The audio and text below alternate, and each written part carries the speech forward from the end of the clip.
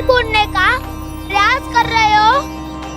ये माया के स्वामी है, ये मायाधर विष्णु है ये। अच्छा, तो होते रहे। मैं तो इनकी हत्या करने आया हूँ और हत्या करके ही जाऊंगा। जाओ, आप सखाओ को बचाओ, मैं इनका सामना कर लूंगा।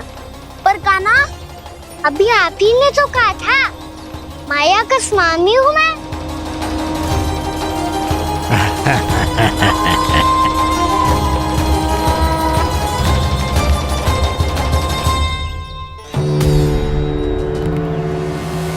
ये तो मथुरा का व्यापारी है। इसको अर्थ वो जो था वो सच में छलिया हो तो कहीं वो नंदमोहन तो ना पहुंच गओ।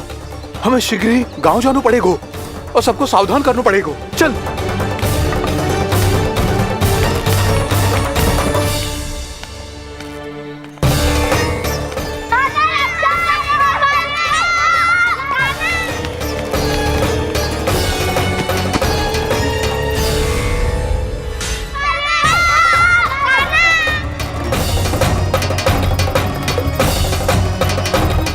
यदि तुम्हें लग रहा है कि मेरे छल के वार से बच गए हो, तो मुझसे भी बच जाओगे।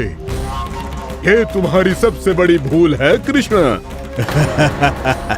मेरे पास बहुत सारे मायावी अस्त्र हैं, जो क्षण भर में ही तुम्हें विष्णु लोक पहुंचा देंगे। तो फिर प्रतीक्षा क्यों कर रहे हो? बालक, मैं परिहास नहीं कर रहा हूँ। मुझे पता है, तभी तो कह रहा हूँ शीघ्र दिखाओ ना। मुझे तुम्हारे सारे मायावी अस्त्र देखने हैं। कैसे बालक हो तुम? मैं यहाँ खेल दिखाने नहीं आया हूँ। तो समय व्यर्थ क्यों कर रहे हो ब्रह्मासुर? जो करने आए हो वही करो ना।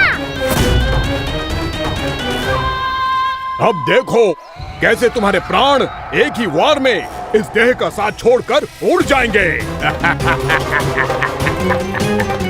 मेरी मायावी अग्नि तुम्हारे भोले भाले से इस मुख को जलाकर भस्म कर देगी।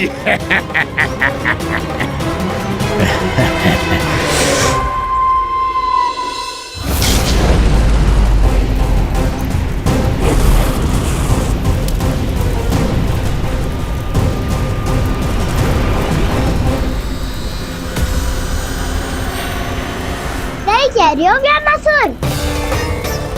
भोला भाला तो दिखता हूँ मैं, मैया भी यही कहती है।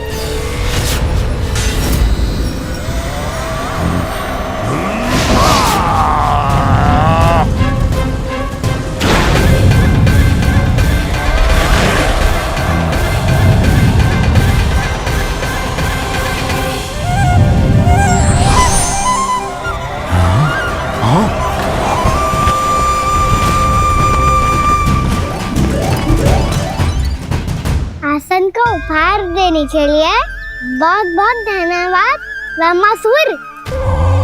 बहुत समय से खड़े खड़े थक गया था मैं।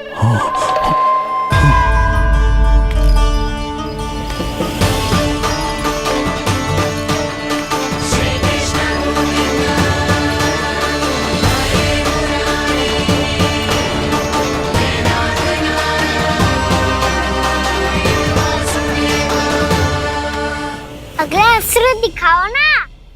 तुम्हारी यही जिज्ञासा आज तुम्हारा अंत करने में सहायक बनेगी मूर्ख बालक।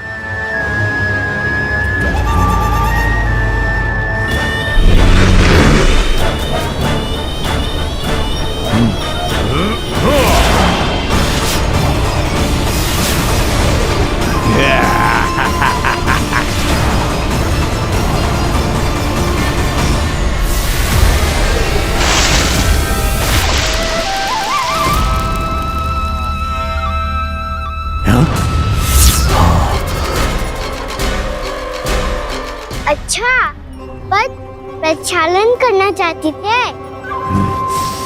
तो पहले क्यों नहीं बताया? मुस्कुराना बंद करो। तुम्हारी ये हंसी मुझे कांटों की तरह चुभ रही है। पर मैया तो कहती है कि मेरी मुस्कुराहट फूलों की तरह है।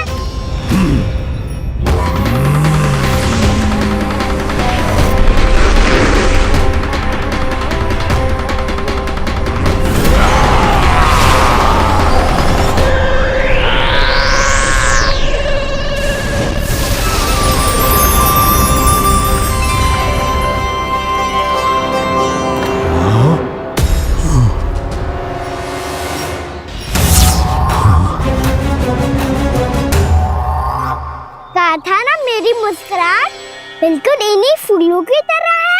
और तुम कर क्या रहे हो मास्टर? कभी आसन दे रहे हो, कभी पद प्रक्षालन कर रहे हो, और अब फूल भी चढ़ा दिए। तुम मुझ पे वार करने आए हो कि पूजा करने?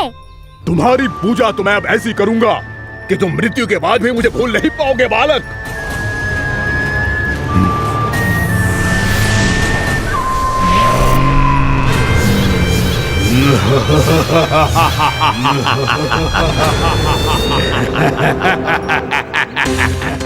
कान्हा, ये चट्टान तो मुझसे हिल ही ना रही।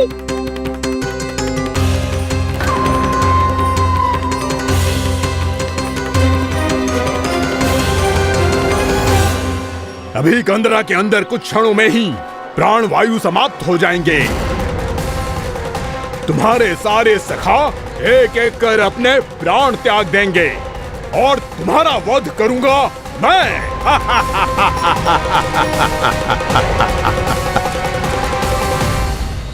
अरे सब जन बच के रहना।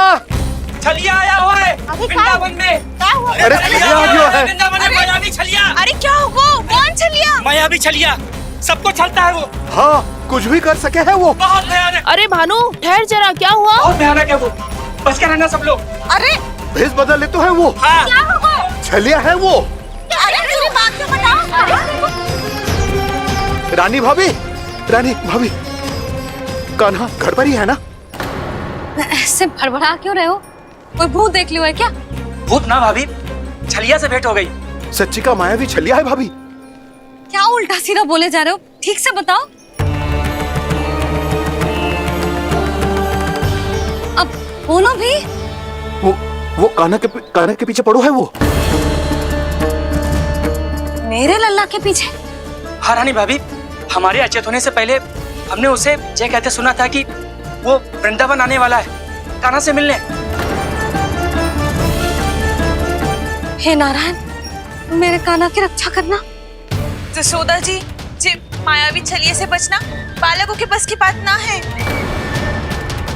जीजी, बालक वन में अकेले हैं।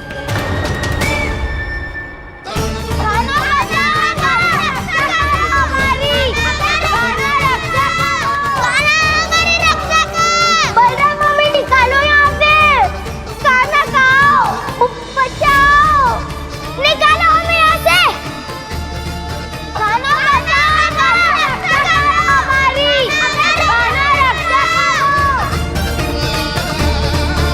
कान्हा, ये चट्टान तो मुझसे हिल ही ना रही। यदि मैं माया का स्वामी हूँ तो आप भी बल के स्वामी हो। ताऊ, अपनी क्षमता, अपना सामर्थ्य स्मरण करो।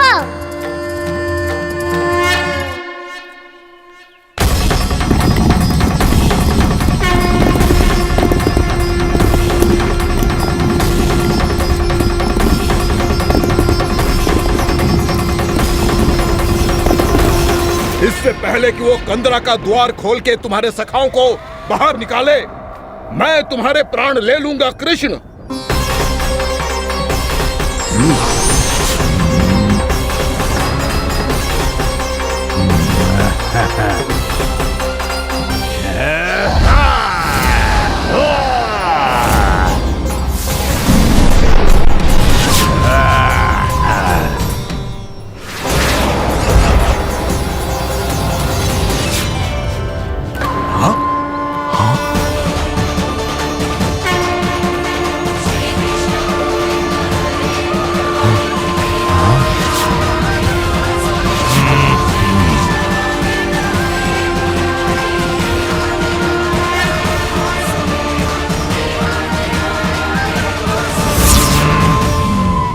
अब कितनी पूजा करोगे ब्रह्मासुर?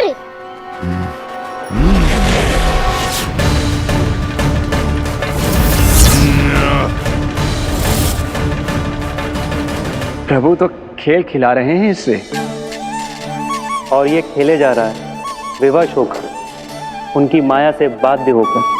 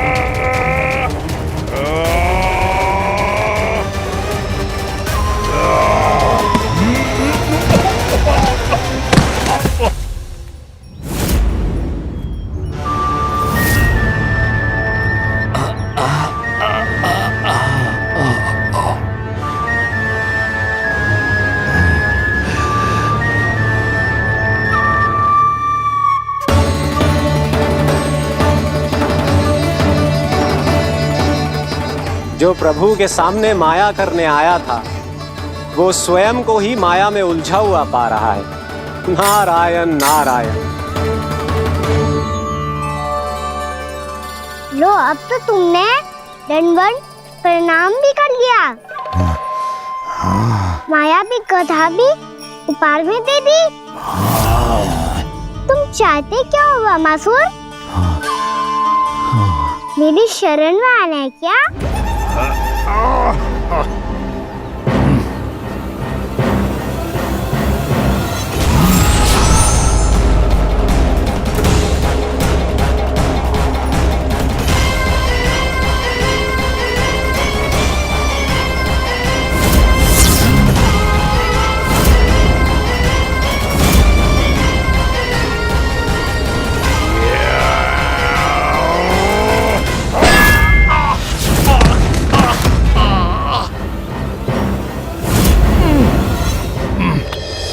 सोच विचार का समय ना है हमारे पास।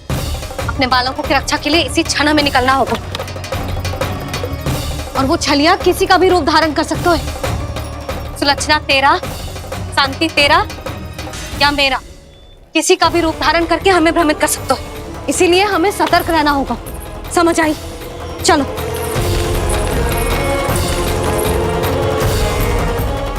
अभी भी समय है वामासुर, समय ले आओ। यदि मैया आ गई तो बात गड़बड़ हो जाएगी।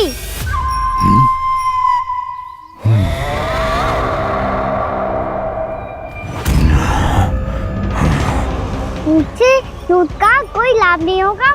वामासुर, स्मरण करो तुम कौन हो? मायासुर का पुत्र हूँ मैं, अपने स्वामी महाराज कंस का सेवक हूँ, और तुम्हारा हूँ मैं काल।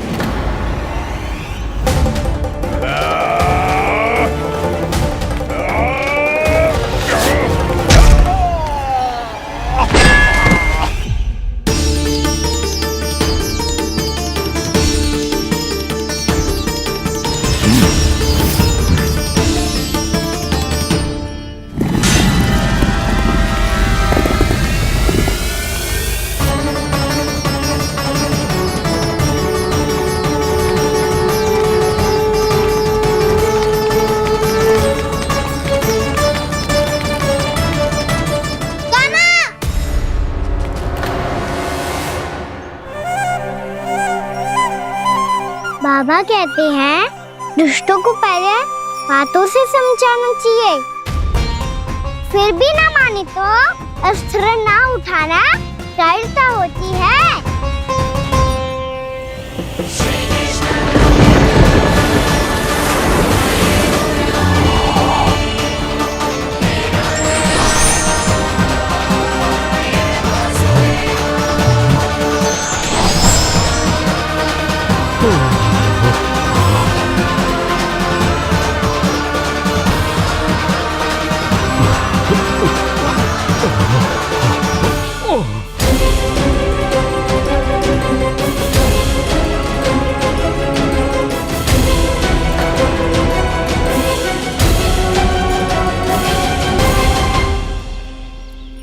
पता था मुझे, अपने बाबा के स्वरूप को हानि नहीं पहुंचाओगे। सही कही तुमने। पिता की छवि ही पिता के समान भी आनंदीय होती है। वामासुर, वामासुर। ये मैं अपने वास्तविक रूप में कैसे आ गया?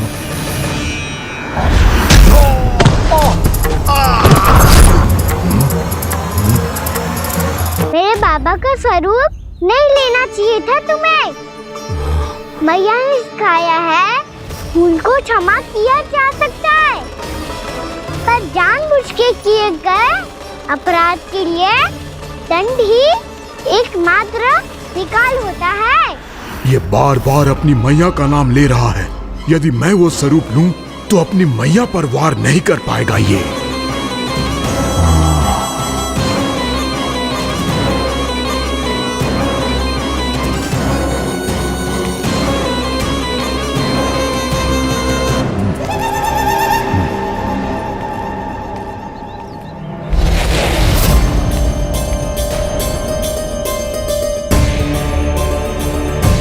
लल्ला, मैं तेरी मैया हूं, अपनी मैया को मारेगा? बच गया। समझाया था पर तुमने एक बार फिर से मूर्खता कर ही दी। इस पर तुमने पहले से भी बड़ी और पहले से भी भयंकर भूल किया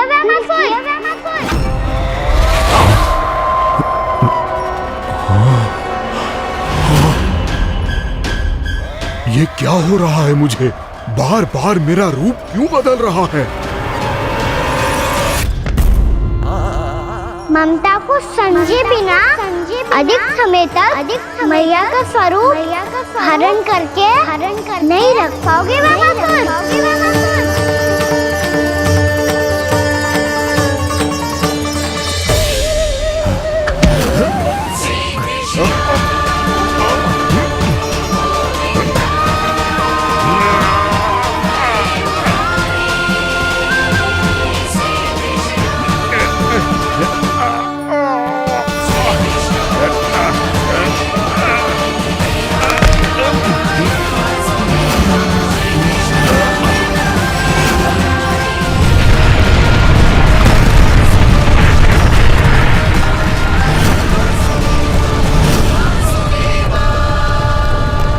प्रभु के क्रोध से धरती भी कांपने लगी है।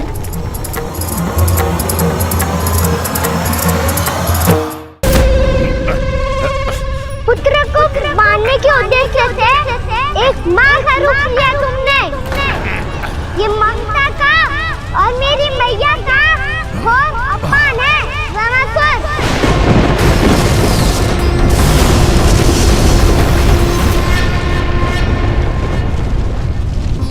इससे पहले इस असुर के कारण निर्दोष प्राणियों का कोई अहित हो, मुझे कुछ करना होगा। यदि मैं माया का स्वामी हूँ तो आप भी बल के स्वामी हो। दाऊ, अपनी क्षमता अपना सामर्थ्य स्मरण करो।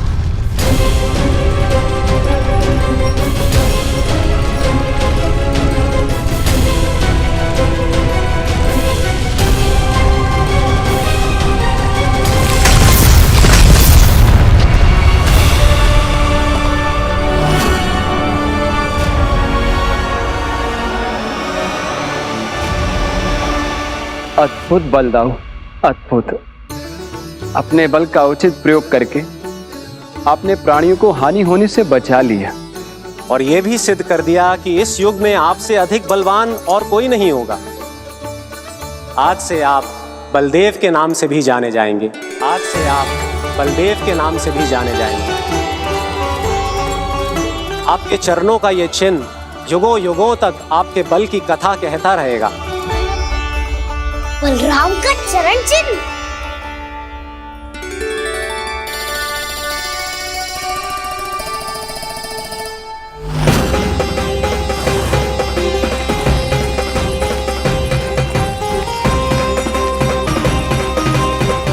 मेरी माया से आज तक कोई नहीं बच पाया है। एक बार मुझे छोड़कर देखो, फिर पता चलेगा कि मैं हूँ कौन। पहले ये तो देख लो कि मैं कौन हूँ।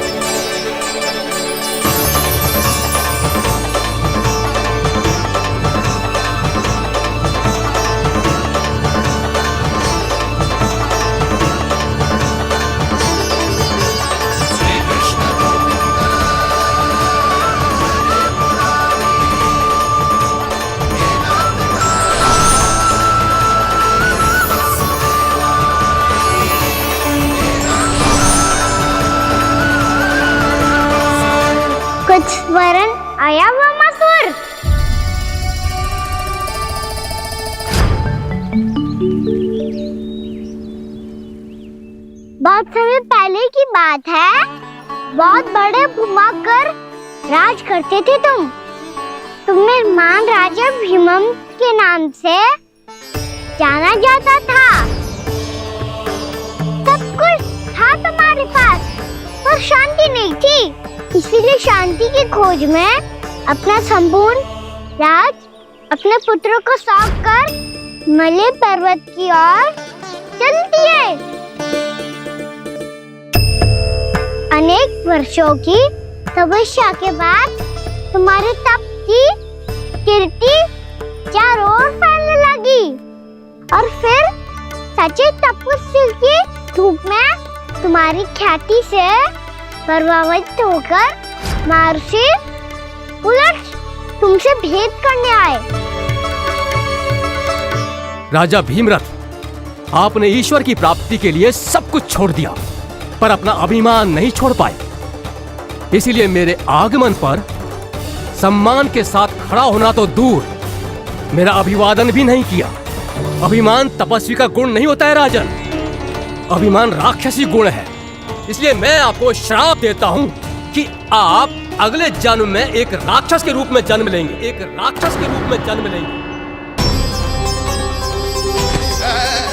मुझे क्षमा कर दीजिए महर्षि, मैंने जानबूझकर आपका अपमान नहीं किया है। मैं तो यहाँ पर शांति की खोज में आया था। अपने भीतर के संसार में गहरे सोच विचार में डूबा हुआ था मैं। मुझे क्षमा कर दीजिए महर्षि, मुझे क्षमा कर दीजिए। अपनी भूल का आभास प्रायश्चित की ओर पहला पग होता है।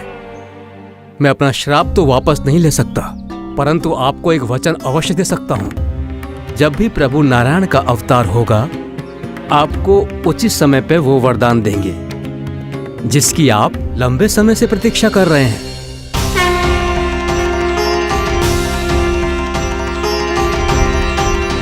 प्रभु, आपने मेरी आंखें खोल दी। अब मुझे पता चल गया है कि आप कौन हैं और मैं कौन हूँ। इसलिए आप मुझ पर कृपा करके अपने चरणों में स्थान दे दीजिए।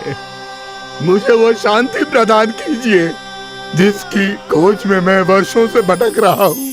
शांति तो मोक्ष में ही है, इसीलिए मैं तुम्हें मोक्ष का वरदान देता हूँ।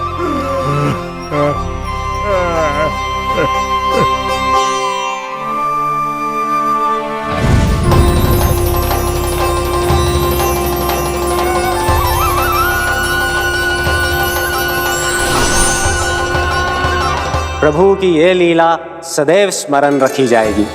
इस स्थान को इनका आशीर्वाद मिलेगा और इस कंदरा को व्योमासुर की कंदरा के रूप में पहचाना जाएगा। भविष्य में अनेक ऋषि मुनियों की शरण स्थली बनेगी ये कंदरा। दीदी, ये कोई साधारण बालक ना है। ऐसा चमत्कार कोई साधारण बालक थोड़ी ना कर सकते हो।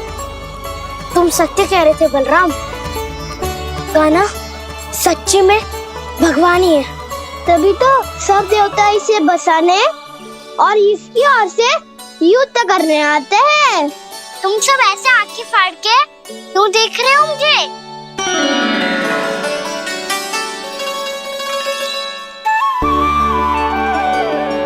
बलराम, तुम बलवान हो और कान्हा भगवान है। दूर दूर तक कोई दिखाई न दे रहा है। ना जाने किस हाल में होंगे बालक। कहीं हम ही तो मार्ग ना भटक गए शीघ्रता के चक्कर में। अब तो एक पग भी ना चलो जा रहे हो। जल, किसी के पास जल है क्या? कंठ तो मेरा भी सूख रहा है मौसी। भाभी, निकट ही जमुना जी है, कहूँ तो वहाँ से जल ले आओ। मैं भी जा रही हूँ भाभी, एक से भले दो। हाँ चल,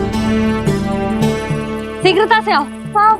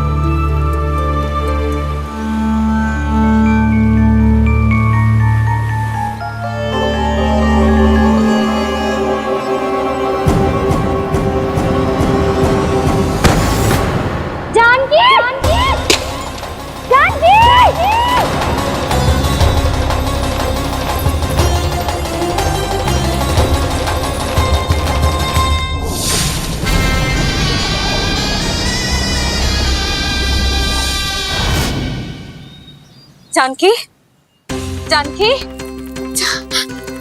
क्या होगा इसे? देखो ना जी, अब छलिया की सूचना मिलते ही हम सब बालकों को ढूंढने चली गई और ढूंढते ढूंढते सबको बहुत प्यास लगी आई जी। तो जानकी जमुना जी की नदी से जल लेने गई और उसने जमुना जी का पानी पिया और उसकी जेदशा हो गई। बालक कहाँ है? वो ठीक तो है ना? ऊपर से सब ठीक है, पर भीतर से बहुत भयभीत है सब। जानकी तो बिल्कुल नीली पड़ गया है, लग तो है विष फैल गया है इसको पूरे तन में। मथुरा के सर्वश्रेष्ठ विदेह जी को बुलाया गया है उसके उपचार के लिए।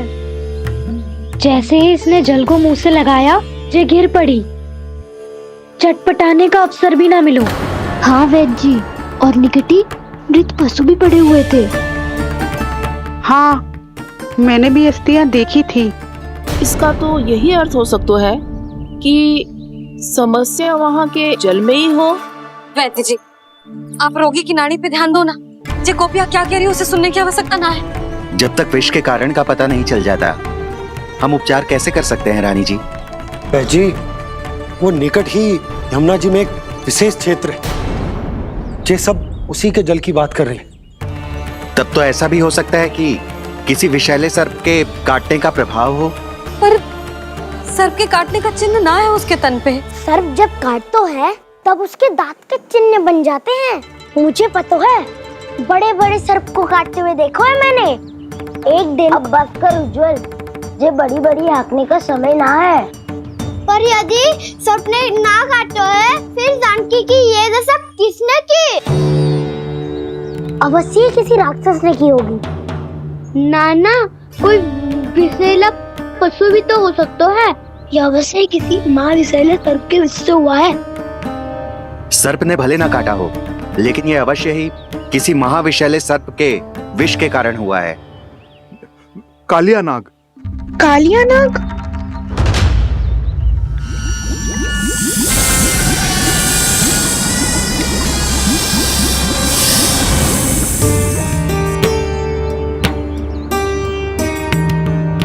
संकेतों से तो ऐसा लगता है कि जानकी ने कालिया नाग के क्षेत्र के विशाल जल पी लियो है।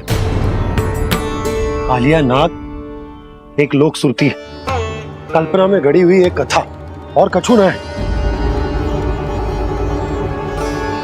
हमें जाके पता लगाना पड़ेगा।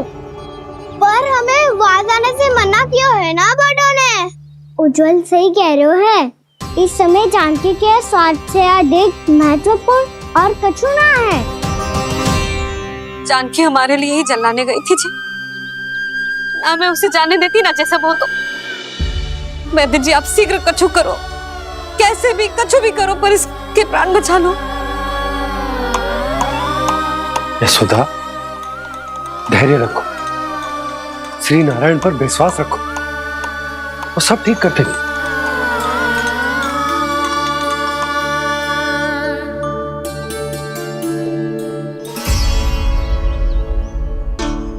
विष की काट की मेरे पास जितनी जड़ी बूटी थी, मैंने सब अर्क बना के पिला दी, पर इसकी दशा में अभी तक कोई सुधार नहीं दिख रहा है। यह अंतिम जड़ी बूटी है, अगर इससे भी चमत्कार नहीं हुआ तो फिर जो नारायण की इच्छा।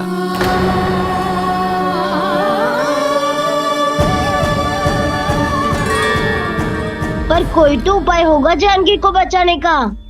कान्हा, यदि तुझे किसी औषधि के बारे में पता है, हमें बता दे, हम जाके ले आएंगे।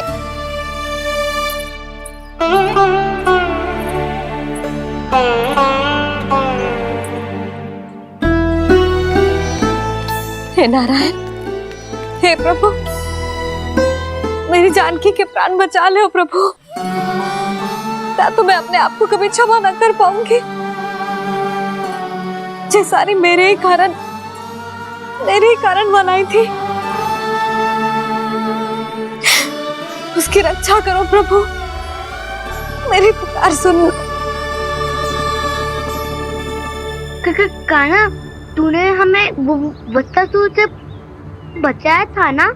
और बकासुर से भी तो, और छलिया से भी तो तूने ही बचाया था ना हमें। क्या ऐसा कोई उपाय ना है जानकी को बचाने का? धन्वंतरी,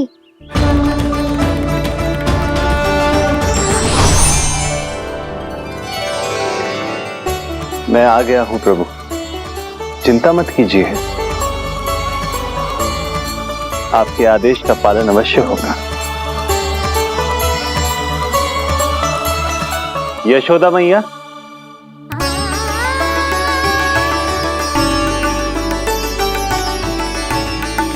मैया आपको कोई पुकार रहा है।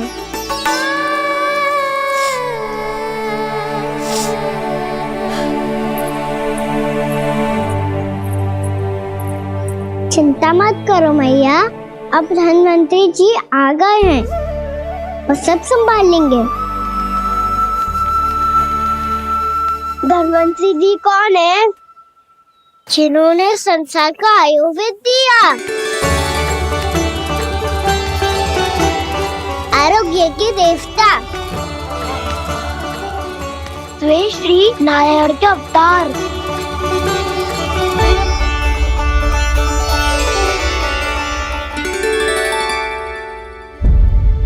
मुझे पता चला है कि आपको वेद की आवश्यकता है। हाँ हाँ, भीतर आइए। आइए आइए बैठे जी। जी रही।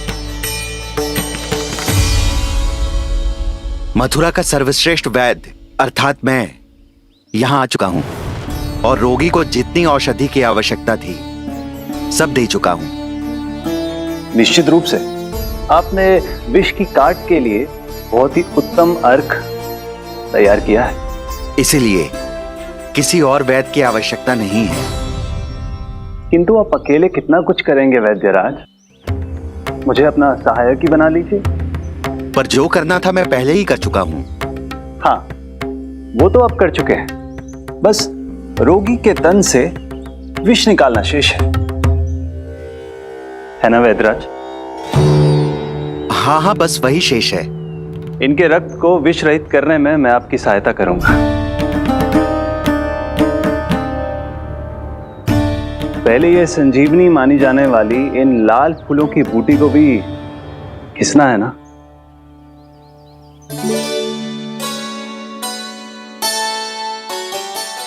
हाँ हाँ, तुम सही कह रहे हो, इसे अच्छे से घिसो।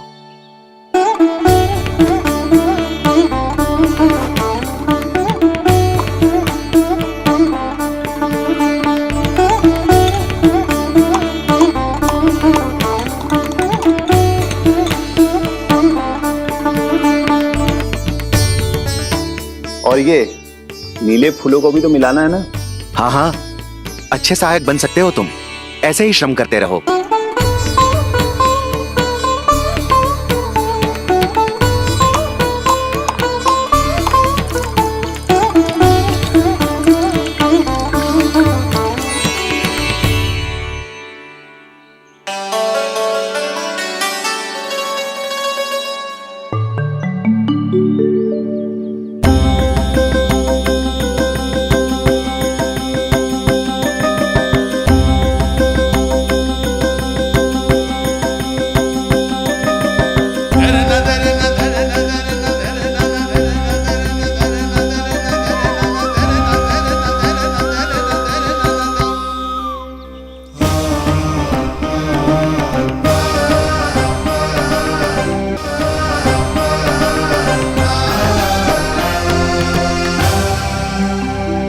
जानकी स्वस्थ तो हो जाएगी ना धन्वंतरी जी? धन्वंतरी? प्रभु, अब मैं क्या करूं? आपने तो स्वयं ही मेरी पहचान उजागर कर दी। जी क्या करो कान्हा? आप सब ऐसे क्यों देख रहे हो? मैया कहती है ना, सभी वैद्य धन्वंतरी जी का ही रूप होते हैं। वाह कृष्णा, चतुर तो हो तुम। वैसे वास्तविक धन्वंतरी मैं हूँ, मेरा अर्थ है वास्तविक वैद्य मैं हूँ। ये तो मेरा सहायक है, मुझे पूरा विश्वास है बिल्कुल ठीक हो जाएगी। वैसे ही थोड़े ना मुझे मथुरा का सर्वश्रेष्ठ वैद्य कहते हैं लोग।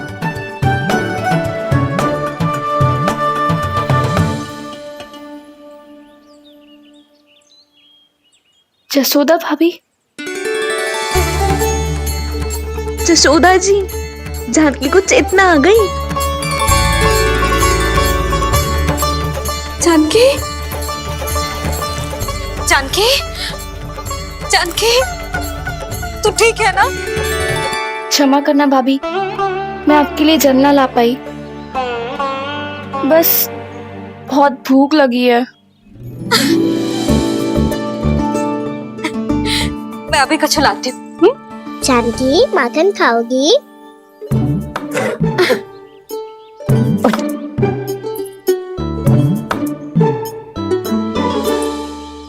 आजा, तू ही खिला दे लल्ला।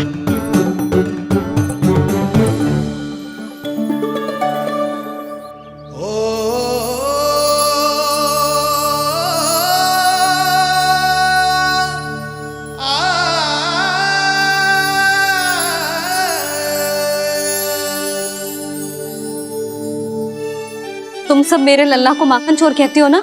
आज देखो, अपना ही माखन जानकी को खिला रहे है।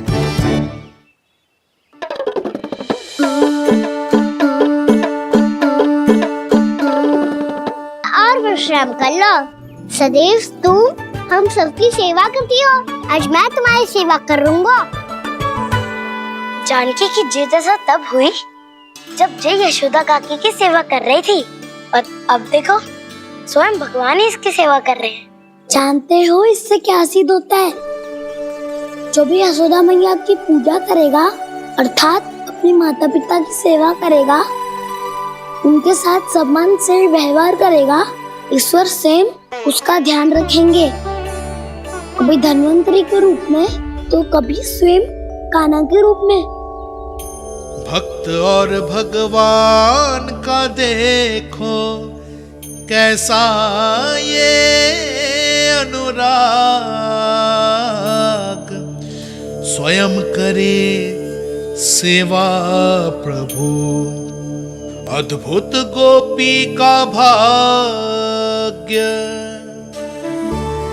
प्रभु इन सब पृथ्वीवासियों से कितना घुल मिल गए हैं।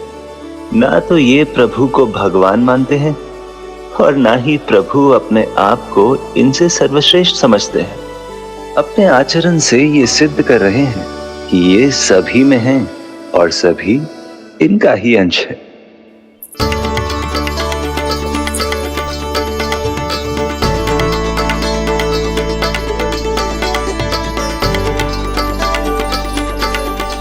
प्रभु, अब मुझे जाने की आज्ञा दीजिए।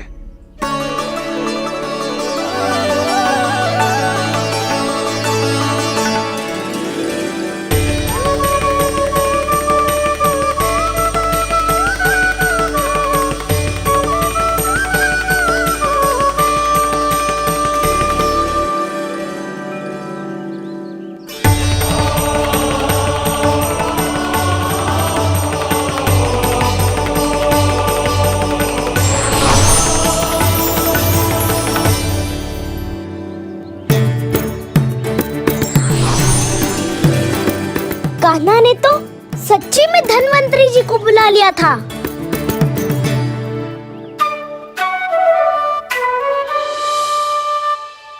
जब से कान्हा का जन्म हुआ है ना, मैं तब से देख रही हूँ, तब से हम पे कोई भी संकट आती है ना, तो अचानक से कोई अपरिचित हमारी सहायता करने आ जाता है, और जाते समय कान्हा की आज्ञा लेके जाते है, और कभी कभी तो इसे प्रभु बोल के जाते है। बाबा संभालो।